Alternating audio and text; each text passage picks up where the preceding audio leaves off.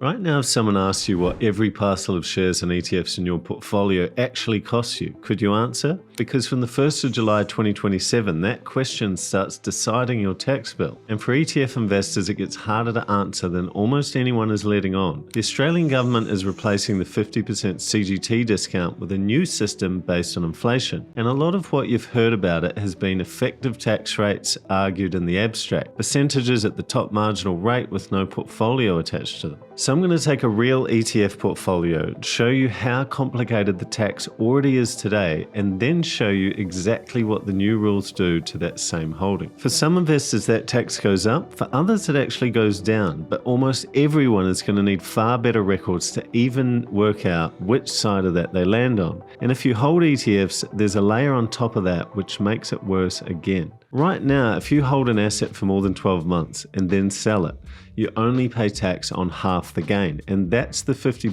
CGT discount. So if you buy shares for $10,000 and sell them years later for $20,000, you've made a $10,000 gain. But because you held them long enough, the discount cuts that in half to $5,000 before any tax applies. From the changeover date, that discount gets replaced with cost-based indexation, and there's a 30% minimum tax rate on capital gains coming in alongside it. Instead of halving your gain, indexation lifts your cost base up for inflation, and you only pay tax on the real growth above that. So take the same $10,000 and say inflation pushes your cost base to $12,000. A sale at $15,000 is now a $3,000 gain instead of $5,000. On one clean holding, that can look fair, and in a high inflation stretch, it can even beat the discount. The reason it's worth your attention is what happens once your portfolio has more than a single holding in it, because that's where the part that's caught the finance world's attention shows up. You don't own one thing, you own a spread, and once you do, a trap appears that matters more for your tax bill than any of the headline numbers do.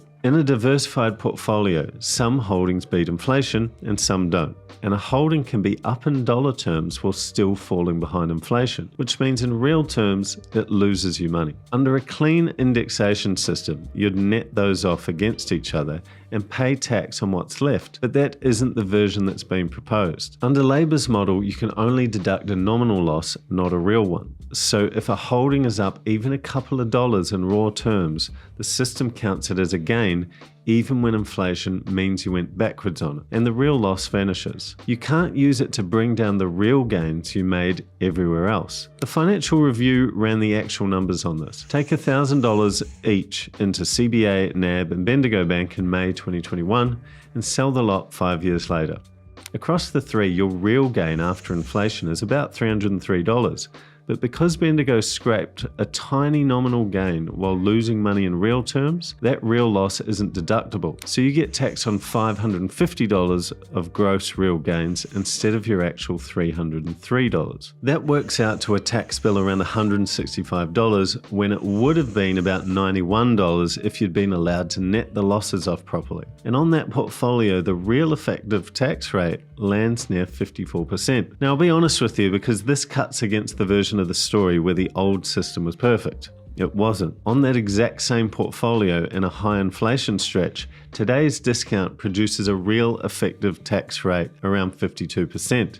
So the gap between the old way and the new way is smaller than the scary headlines suggest. What actually changes for you isn't a giant tax hike, it's the complexity and the records you now need to prove any of it. ETFs change this picture, and if you're watching this, there's a good chance they're the bulk of what you hold. An ETF actually softens the real loss trap because the fund nets its gains and losses internally. So if you held these same three banks inside one ETF, you'd get a single capital gain at the end of the year instead of three separate outcomes. The catch is that you probably hold a few: an ASX 200 fund, a global fund, maybe a tech one on top, and the moment you've got more than one, the trap comes straight back, because a real loss on one ETF can't be deducted against a real gain on another. And I want to show you this because the complexity isn't a 2027 problem, it's already this involved today before indexation is even law.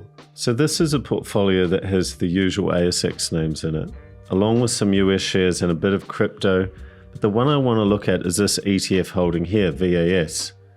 We've simulated dollar cost averaging into it, where we've bought one parcel a month for about 5 years, And that leaves us with around 60 separate parcels inside this single holding. Today we've added a sale of 100 shares, and because we hold about 900 units, we have to decide which parcels go, and that one decision moves your tax a lot. On FIFO, or first in, first out, the default most accountants reach for, it sells the oldest parcels first and gives us a gain of about $1,700. Now watch when I switch the same sale to a minimized CGT strategy.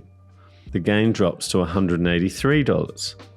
It's the same shares sold on the same day, and the only thing that changed is which parcels the system picked, because it went for the highest price ones that also qualified for the discount. That flexibility is sitting in these 60 parcels, and it's almost impossible to manage by hand, because once you sell these particular ones, you have to remember exactly which are gone, so you don't accidentally sell them twice in 3 years' time. Then there's the part that catches our ETF investors the most, the AMIT adjustments, because every year your ETF sends a member statement with line items that nudge your cost base up or down, and they apply to every parcel you bought before the distribution. The first year updates your first 12 parcels, the second year all 24, the third year all 36, and it keeps stacking. So by year 8, those earliest parcels have been adjusted 8 separate times over. Now the new rules sit on top of all that. Take that same VAS holding, every one of those 60 parcels was bought before the changeover. So when you sell after it, you first work out the gain up to the 1st of July 2027 under today's system, lock the cost base in at that date, and then for the stretch between the changeover and your sale, you apply CPI indexation on top of that locked in figure. So for an ETF, you're layering 3 things together: the parcel selection, the AMIT adjustment stacking year after year, and the indexation on top of the lot. For an individual stock, it's a little easier because there's no cost base adjustment step, but for ETFs, which is where a lot of you are, doing this by hand stops being realistic. So the parcel you choose, which was already your biggest lever, turns into just about the only lever left, and it gets harder to pull because the best one to sell now depends on its price, on whether it qualified for the discount before the changeover, and on its inflation adjustment after it, all at once.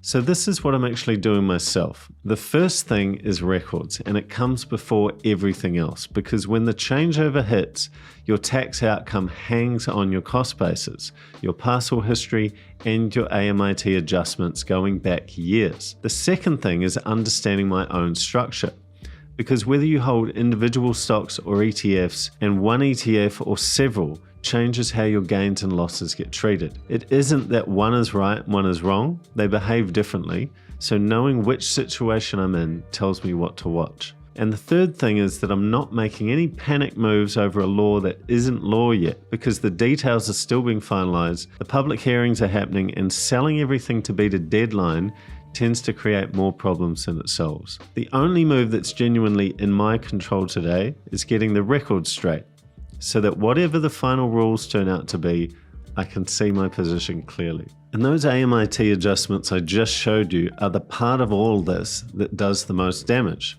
Completely separate from 2027, because they're changing your cost base every year right now. And a lot of ETF investors have been filing on the wrong numbers for years without knowing it. So if you want to understand the one document rewriting your cost base each year and how to handle it, I've broken AMIT adjustments down properly in this video, and it's the one to watch next. And if you want to see your own portfolio the way I just showed you mine, with every parcel, your real cost base, and your full CGT position in one place across shares, ETFs, and crypto, that is the whole reason I built Navexa, and there's a free trial linked below if you want to get your records straight before the changeover. I'll see you in the next one.